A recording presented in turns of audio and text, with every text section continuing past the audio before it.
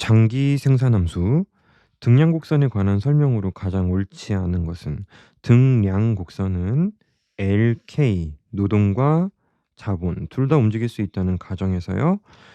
같은 양을 생산하기 위해 필요한 노동과 자본의 조합을 의미합니다. 그래서 예를 들면 10 개를 생산하기 위해서 필요한 노동과 자본의 조합, 이를 우리가 등량, 같은 량, 등량곡선이라고 부르죠. 그래서 일반적으로 원점에 대해 볼록해요. 보통 노동량과 자본량이 밸런스가 맞을 때 생산이 효율적이다라고 전제하기 때문인데요. 물론 함수에서 뾰족하게 주기도 하고 직선으로 주기도 하고 원으로 주기도 하고 다양합니다만, 일반적으로는 원점에 대해 볼록하고요.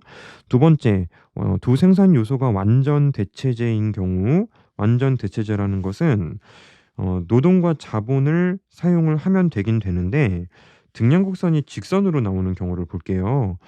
노동량을 하나 증가시키면 예를 들어서 자본량을 하나 감소시켜야 돼요. 완전 대체가 된다는 얘기죠. 어디에서 노동과 자본을 사용하고 있건 그게 똑같은 거예요. 노동을 한 단위 증가시키면 자본을 한 단위 줄여요. 생산함수의 사례일 뿐입니다. L 더하기 K, 이런 형태를 우리가 노동과 자본이 완전 대체 가능하니까 완전 대체제이다라고 이야기를 하는 것이고요. 3번, 등량곡선은 주어진 생산량을 최소 비용으로 생산하는 요소 투입량의 조합, 이거 아닙니다. 최소 비용으로 생산한다라는 건 우리가 좀 더 진행을 해야 돼요. 비용 극소화의 문제가 되는 것이고, 등량곡선은 비용이 많건 적건 그런 걸 신경 쓰는 개념은 아닙니다. 이 선형 생산함수만 보시더라도 그냥 그 뭐 10 개를 위해서 필요한 노동과 자본의 조합에 불과하고, 이것도 대표적으로 자주 보시게 될 함수가 이렇게 지수의 합이 1인 이제 콥 더글라스 형태의 효용 함수인데요. 이것도 마찬가지죠. 이것도 마찬가지로 최소 비용을 의미하는 건 아니에요. 그러니까 3 번이 틀렸고 정답입니다. 4 번, 등량곡선의 기울기는 두 생산 요소의 한 개 생산물의 비율로 나타낼 수 있다. 이건 이제 우리가 공식으로 만들 필요가 있는 내용인데요. 등량곡선의 접선의 기울기를 우리는 MRTS-LK라고 해요. MRTS-LK, 이걸 이제 등량곡선이라고 하는데요. 접선의 기울기, 이건 맞습니다. MPK 분의 MPL이라고 볼 수 있는데요. 이거 접근하는 방식이 여러분들에게 어렵게 다가올 필요도 없고 또 암기를 해야 될 필요도 없고, 얘는 또 공식이에요. MPK 분의 MPL이다라고 머릿속에 담아야지 우리가 수험 경제학을 준비를 하시는 것이고, 제가 이제 기본 강의 등에서는 한 번쯤은 도출을 해 드리는데 그 이상은 필요가 없는 내용이기도 합니다. 이렇게 볼 수도 있어요. DL 분의 DK, 어디에서? 등량곡선에서. 그러니까 등량곡선의 접선의 기울기는 음수잖아요. 거기에 그러니까 음수를 붙이면 양수가 되죠. 이렇게 표현이 되기도 합니다. 그래서 이제 도출 과정은 사실 여기서 하는 방법이 있긴 있죠. 여기서 이제 하는 방법이 있습니다만, 기본 강의 등에서 설명을 드리는 걸로 충분하고 문풀에서 재차 설명드리는 건 좀 오버스럽습니다. 정답은 3 번으로 도출이 되었습니다. 두 생산 요소, 노동과 자본을 투입하는 생산함수에서 이제 규모 수익 특성과 노동의 한계 생산으로 각각 옳은 것은, 굉장히 빨리 풀 수 있는 문제입니다. 정석적으로 이야기를 하자면 규모 수익은 요소를 예를 들어서 2배 증가시켰을 때 생산량이 2배 이상 증가하면 IRS, 딱 2배만 증가하면 CRS, 2배보다 덜 증가하면 DRS. 자, 이게 바로 규모 수익 특성이라고 볼 수가 있는데요. 그래서 여기 이제 일반화 시켜도 돼요. 이 L 자리에 H배 증가시켰다라고 하자. 이쪽도 이 K 자리에 K도 H배 증가시켰다라고 해 보자. 그렇다면 이거 뭐야? H의 제곱이 밖으로 나오죠? H의 제곱이 밖으로 나오고 2L의 제곱 플러스 2K의 제곱으로, 얘는 기존의 생산량하고 똑같을 거 아니겠습니까? H배 증가시키면 기존의 생산량 기준으로 H의 제곱을 곱한 만큼 늘어나니까 increasing이죠. increasing returns to scale이 됩니다. IRS가 되는 거죠. 규모에 대한 수익이 증하게 됩니다. 노동의 한계 생산이요.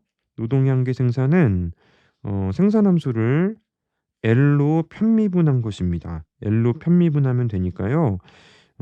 이것만 편미분하면 되죠. 2L의 제곱 2가 앞으로 나오고 4 그다음에 1 빼주면 4 곱하기 L. 이거는 뭐 편미분할 때 떨어지는 거죠. 0으로 떨어지죠. 정답은 1번 금방 도출할 수 있는 문제였습니다. 기업 A의 노동과 자본의 투입량과 산출량 수준을 관찰한 결과 다음과 같은 표를 얻었다. 이 표에서 발견할 수 없는 현상입니다.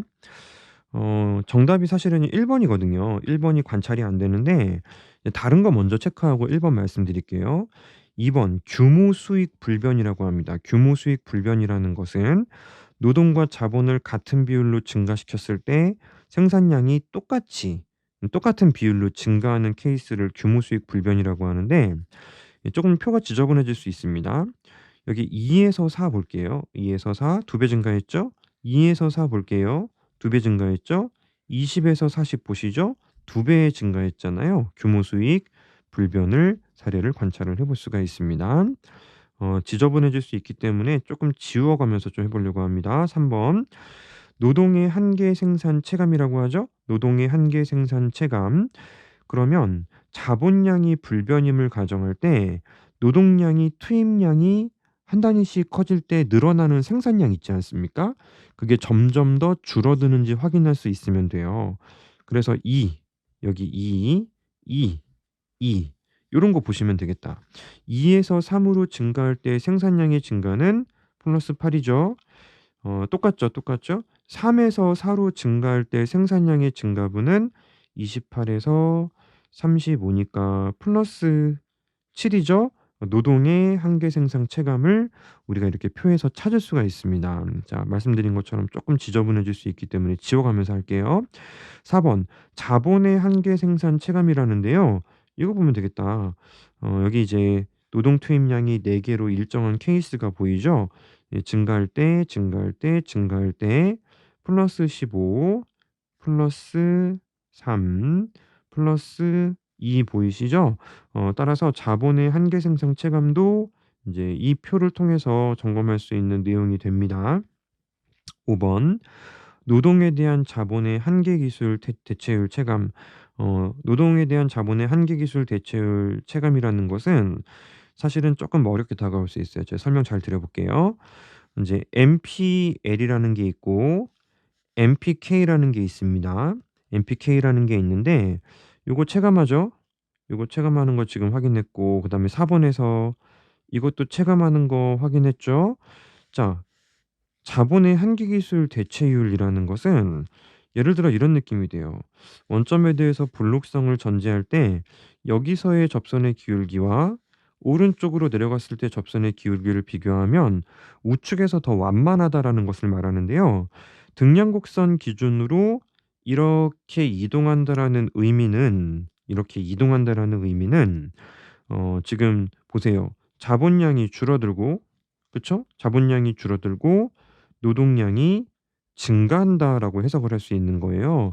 그래서 A점에서 B점으로 이렇게 이동한다라는 과정이 이제 자본량이 투입량이 줄고 노동량이 투입량이 증가한다. 이렇게 볼 수가 있는 것인데 그럼 보세요.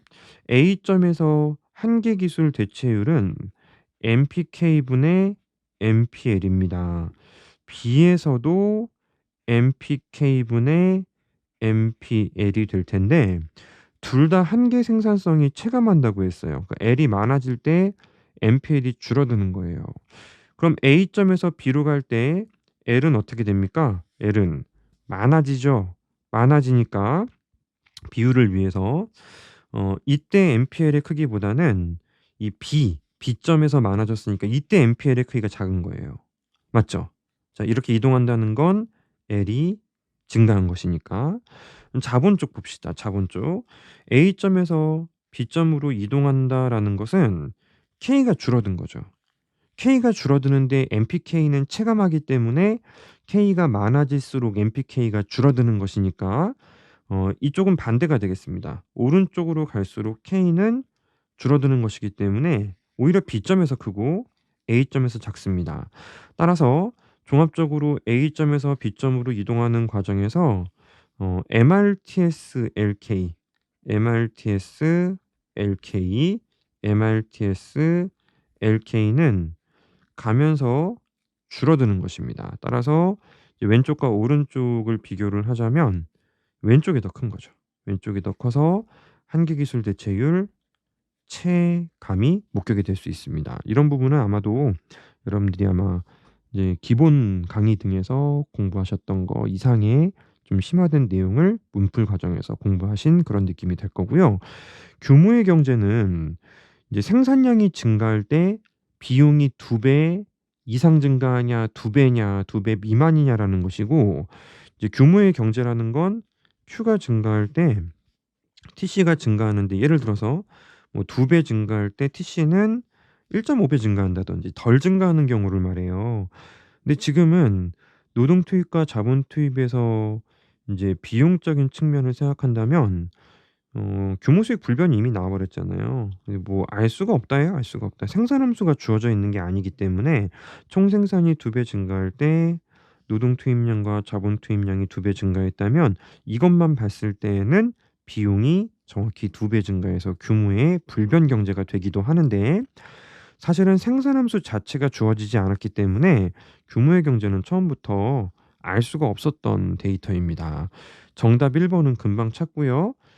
사실 나머지 부분들을 치밀하게 공부하는 쪽에 포커스를 맞춰야 되는 그런 테마였습니다. 다음 그림은 XJ와 YJ의 등량곡선을 나타낸 것이다. XJ와 YJ의 생산함수에 대한 특성을 바르게 짝지은 것은, 이거 교과서에 거의 뭐 똑같은 그림이 있죠. 엄청 쉽습니다. XJ의 산업은 그 2개, 2개, 4개, 4개, 6개, 6개 노동과 자본이 증가할 때 생산량이 증가하는 비율도 동일합니다. 그래서 요거 이제 X제는 규모의 수학 불변이 되는 것이고, 자 Y 쪽은요. 요거 이제 표를 같이 한번 볼게요. 여기서 이 점에서 이 점으로 이동했어요. 2배 증가했죠? 2배 증가했는데 생산량은 어때요? 10 에서 30 으로 3배 증가했죠? 규모에 대한 수학 체증이 되니까요. 정답 1 번. 뭐 이런 정도의 문제는 굉장히 쉽게 우리가 실전에서 해결을 하실 수가 있을 겁니다.